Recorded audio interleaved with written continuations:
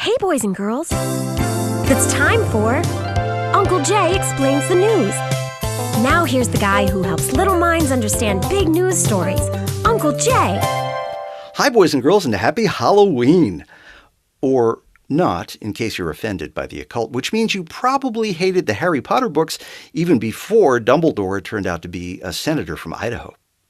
Well, Uncle Jay's news word for this week is veracity. This is one of those hard words that adults just made up so that you would flunk your spelling test and they would feel smarter than you. Grown-ups aren't supposed to tell kids things like that, but Uncle Jay is on your side, like your local TV station. In fact, if your town doesn't have a station that's on your side, you should move. Anyway, the word veracity just means truthful, accurate, believable. How believable is the news that we get? Here's what I mean. Last week, during those terrible fires in California, FEMA had a TV press conference where they told reporters they were doing a heck of a job. It turned out that the job they were doing a heck of was casting themselves as the reporters at that press conference. Real reporters were very offended, boys and girls, because respectable media works very hard on the veracity of their news stories. For instance, President Bush asked Congress for $46 billion to keep fighting the war in Iraq.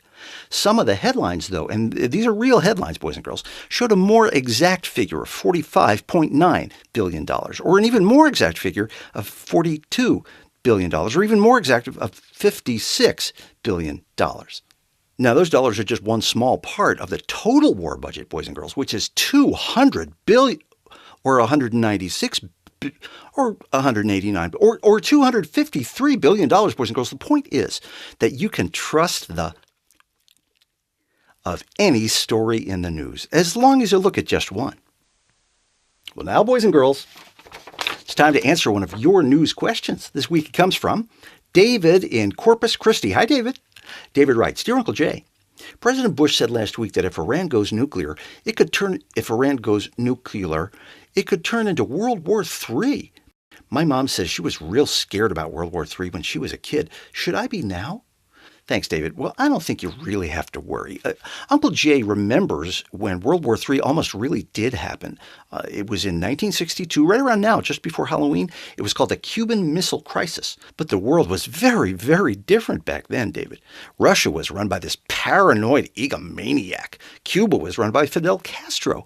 The Mideast was run by these oil-rich nut jobs. And America was run by a rich kid whose dad's connections got him into office under questionable... If you want to worry, David, you go ahead. Well, boys and girls, send your questions about the news to Uncle Jay at UncleJayExplains.com. Check back every Monday when Uncle Jay explains the news. And remember, a good kid is good news.